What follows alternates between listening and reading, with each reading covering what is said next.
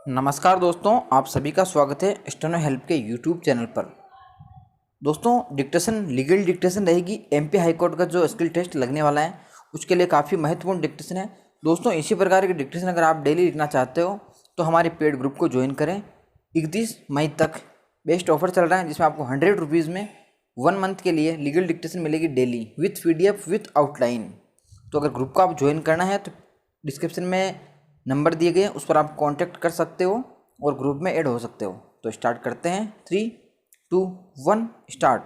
सीमा शुल्क निरीक्षक जबलपुर को यह आसूचना प्राप्त हुई कि अपीलार्थी अभियुक्त अपने परिसर से अफीम पोस्त तरण का किसी बिल के बिना विक्रय कर रहा है विराम। परिसर पर छापा मारा गया विराम। क्रेता सह अभियुक्त ने अपीलार्थी की उस व्यक्ति के रूप में शनाख्त की जिसने उसे नकद संदाय पर बिल के बिना पोस्त तृण चूर्ण बेचा था विराम।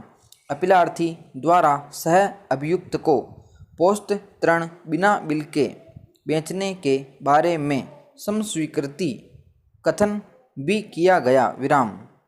अन्वेषण पूर्ण होने पर दोनों अभियुक्तों को विचारण के लिए पेश किया गया विराम।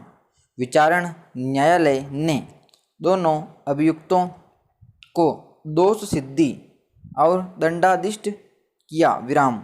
विचारण न्यायालय के निर्णय के विरुद्ध उच्च न्यायालय में अपील की गई विराम। उच्च न्यायालय ने सह अभियोजक की दोष सिद्धि को कायम रखा किंतु अपीलार्थी की अपील भागतः मंजूर की गई किंतु 30 किलोग्राम पोस्त तृण के अवैध विक्रय संव्यवहार के लिए उसकी दोष सिद्धि और दंडादेश को कायम रखा गया विराम। अपीलार्थी ने व्यथित होकर उच्चतम न्यायालय में अपील फाइल की विराम पैरा। दोनों निचले न्यायालय ने समवर्ती रूप से यह अभिनिर्धारित किया है कि अपीलार्थी सह अभियुक्त को किसी अनुज्ञप्ति के बिना विनिर्दिष्ट पदार्थ बेचते हुए पाया गया था विराम। उक्त निष्कर्ष अन्य बातों के साथ साथ अभियोजन संख्या 1 पीयूष कुमार सीमा शुल्क निरीक्षक के साक्ष्य पर आधारित है जिसने सह अभियुक्त कमल कुमार से विनिषिद्ध पदार्थ अभिगृहीत किया था विराम। इसके अतिरिक्त स्वयं अपीलार्थी के अपनी गिरफ्तारी से पूर्व अधिनियम की धारा 67 के अधीन किए गए कथन के रूप में साक्ष्य से स्पष्ट रूप से यह दर्शित होता है कि अपीलार्थी ने सह अभियुक्त कमल कुमार को विनिषिद्ध पदार्थ बेचा था जिसके पास इसे क्रय करने की कोई अनुज्ञप्ति नहीं दी विराम। अन्यथा भी अपीलार्थी के साथ विनिषिद्ध पदार्थ का संबंध स्पष्ट रूप से सिद्ध हो गया था जिसके पश्चात यह दर्शित करने का भार अपीलार्थी पर था कि उसने इसका विक्रय एक प्राधिकृत व्यक्ति को किया था विराम।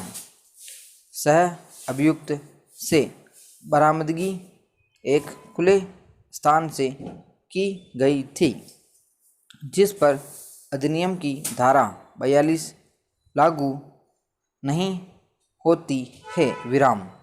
झूठ के थैले को प्रस्तुत करने के समय अपीलार्थी की ओर से ऐसा कोई आक्षेप नहीं किया गया था कि थैले पर कोई लेबल या शनाख्त चिन्ह नहीं था विराम। इस प्रकार लेबल और शनाख्त चिन्ह की गैर मौजूदगी की उपधारणा नहीं की जा सकती है विराम। रसायन विश्लेषक द्वारा नमूनों का सम्यक रूप से परीक्षण किया गया था और नेमू अविकल पाए गए थे विराम। इस प्रकार अपीलार्थी को दोष सिद्धि और दंडादिष्ट करने में निचले न्यायालयों द्वारा अभिलिखित निष्कर्षों में कोई गंभीर खामी नहीं है। विराम समाप्त। दोस्तों, ये थी 5 मिनट की SCWM डिक्टेशन। इसकी PDF आपको टेलीग्राम ग्रुप में मिलेगी। तो अगर आपको पेड ग्रुप ज्वाइन करना है तो डिस्क्रिप्शन में नंबर दिए गए उस पर ज़रूर कॉन्टैक्ट करें। धन्यवाद।